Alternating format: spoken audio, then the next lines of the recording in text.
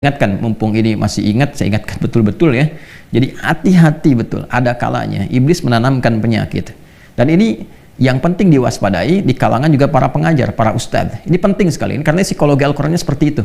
Ya, akan ditemukan keadaan-keadaan karena ketidakmampuan atau karena kebelum mampuan mendapatkan informasi sehingga terbatas pemahaman dan didapati orang lain mampu menyampaikan itu, maka iblis akan menanamkan, ini potensinya, sifat-sifat keangkuhan, ya kan? Yang dengan keangkuhan itu dia mengemas sedapat mungkin supaya orang lain tidak mendapati ilmu dari orang-orang yang dimaksudkan atau orang yang Allah titipkan pengetahuan kepadanya, supaya terfokus kepadanya saja. Ini bahaya, ya. Dan ini tidak lain dari keangkuhan yang ditanamkan oleh iblis laknatullah alaihi. Ini mesti hati-hati, ya. Nanti babnya berbeda lagi kalau beda ilmu dengan ilmu, ada pemahaman misalnya.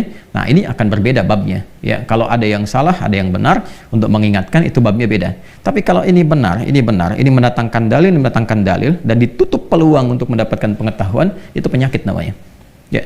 Nah, kembali ke sini. Qalu subhanaka, subhanaka bermakna tubna. Masya Allah, malaikat bertobat, ya.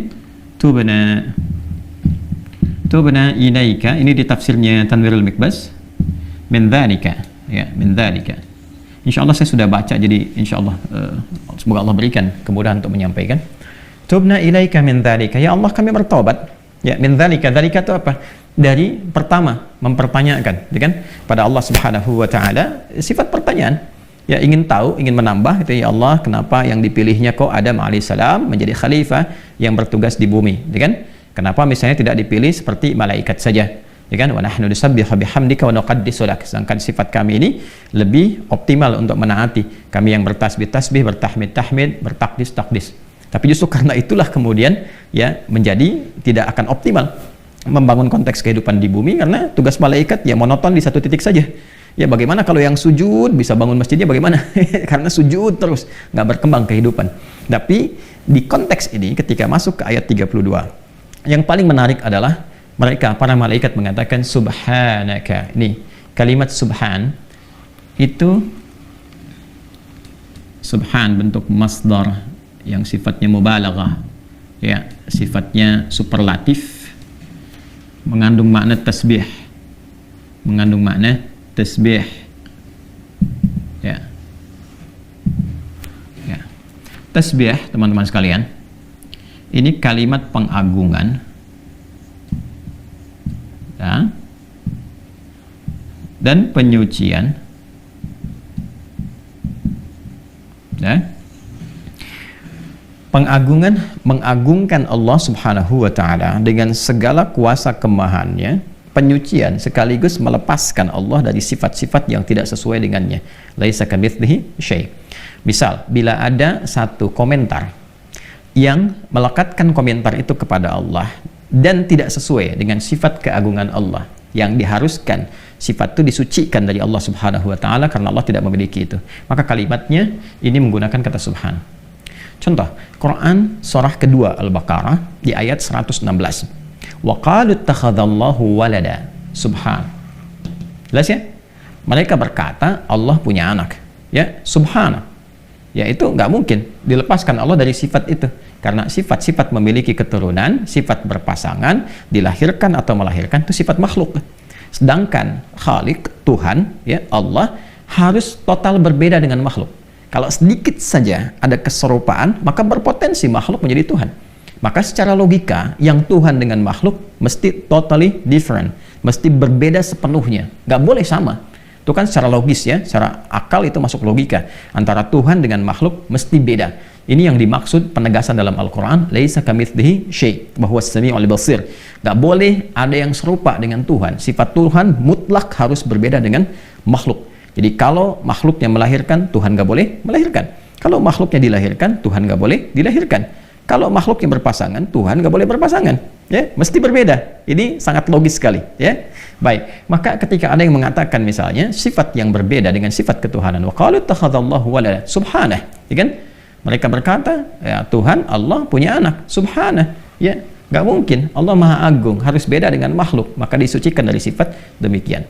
Contoh lagi, orang-orang memberikan komentar saat Nabi Shallallahu Alaihi Wasallam melakukan Isra, ya, dengan izin Allah Subhanahu Wa Taala, diisrakan oleh Allah. Karena itu kalimatnya menggunakan kata asra, kan? Diisrakan oleh Allah Subhanahu Wa Taala, menunjukkan ketidakmampuan Nabi melakukan sendirian. Karena itu adalah bagian dari mu'jizat, dan mu'jizat adalah peristiwa yang menjadikan kita meyakini bahwa itu adalah kekuatan yang tersambung kepada Allah, sehingga kita meyakini sesungguhnya itu adalah seorang nabi, rasul, dan Allah yang punya kuasa, dan dengan itu muncul kepatuhan dan keimanan kepada Allah.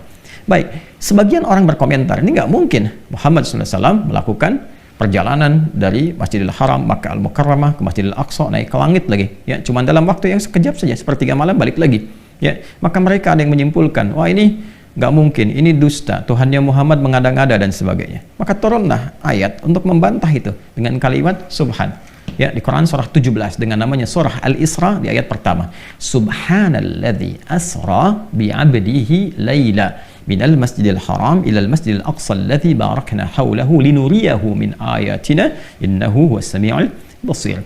Baik, subhanalladzi asra, kenapa menggunakan kata subhan? Satu sisi menunjukkan keagungan. Ya, hanya Allah yang maha agung, jauh dari yang kau bayangkan. Makanya yang memberangkatkan Nabi yang agung, yang paling tinggi, yang maha dahsyat, yang maha segalanya. Kalau memang karena cara pandang Anda, nggak mungkin bisa terjadi.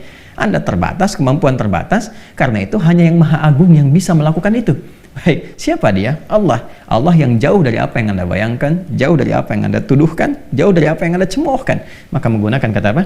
Subhan.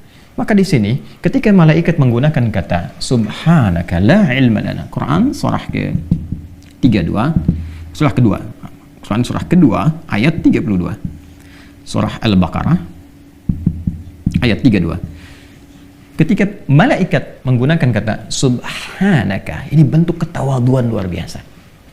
Ya, Masya Allah. Dan malaikat cuma bertanya gitu kan, dan dari pertanyaan itu Allah jawab.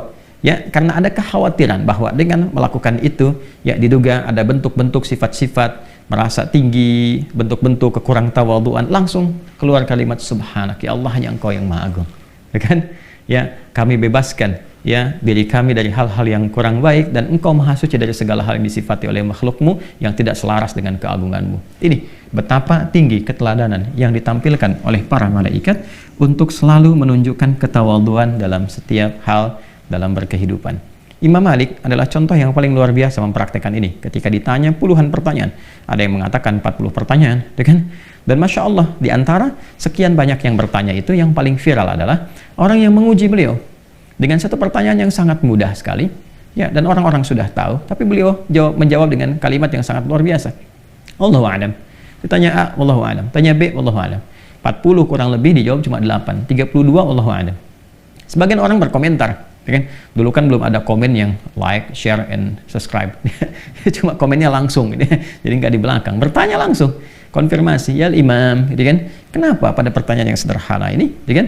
Anda menjawab Allahu a'lam, padahal kan pertanyaannya ya mudah untuk diketahui. Nah, ini sebetulnya konfirmasi yang salah, sudah tahu kok nanya. Itu kan sifat yang kurang baik juga kalau murid bertanya untuk menguji. Nah, ini keterlaluan, dan keberkahannya pasti tidak akan didapatkan. Itu sudah confirm yang demikian, ya. Maka apa jawaban Imam Malik rahimahullahu taala? Beliau menjawab, malaikat saja, ya, makhluk yang diciptakan oleh Allah sempurna dalam ketaatannya, kebaikannya, kemuliaannya, mengatakan subhanaka la ilma lana illa ma 'allamtana innaka antal alimul hakim. Maka siapa malaikatnya? Masya Allah. Jadi Imam Malik itu dengan perkataan Allahu a'lam ingin mengajarkan pengetahuan, bukan ingin menyampaikan, ya, dalam konteks ini tidak tahu tentang jawaban, tapi ingin menegaskan bahwa ada kalanya kita mesti merendah. Ya kan? Dan itu bagian dari ilmu juga, untuk menunjukkan kepada orang jangan merasa menguasai setiap hal. Problemnya apa? Ketika seseorang merasa menguasai setiap hal, bisa jawab ini, jawab itu, ini, itu, nanti akan muncul penyakit yang kedua. Apa penyakit yang kedua? Setan tanamkan dalam dirinya seakan-akan semua mesti dikuasai. Akhirnya memaksakan diri untuk menjawab pada apa yang tidak dikuasainya. Dan ini bencana, musibah ini. Musibah. Ya, permisi sebentar, buka Google dulu. Lihat lagi, sekarang ada artificial intelligence, tuh lebih kacau lagi gitu kan, dalam konteks yang hal-hal yang boleh jadi belum diketahui, ya, atau konteks yang berseberangan. Kan ilmu itu tinggal dibagi dua, ada yang bermanfaat, ada yang tidak. Yang manfaat diolah jadi kebaikan, yang tidak ditinggalkan. Ya, nah ini problemnya adalah ditanamkan pada sifat yang kedua. Nah, makanya mesti hati-hati juga, mesti hati-hati tuh kalau nggak ada basic, yang nggak ada dasar tuh jangan dipaksakan. Wallahu a'lam, bagian dari ilmu. Karena itu ada ungkapan yang sangat populer, la adri nisful ilmi. Perkataan saya tidak tahu adalah setengah dari pengetahuan. Nah, ini yang diajarkan pertama kali dari ayat ini adalah adab. Ya, adab. Semakin berisi, semakin menunduk. Ya, itu kan seringkali orang tua kita mengajarkan ilmu padi ya. Al-Quran datang jauh sebelum itu untuk mengajarkan tentang adab, bagaimana seorang berilmu itu semakin tinggi ilmunya, semakin tawadhu sifatnya. Ini poinnya.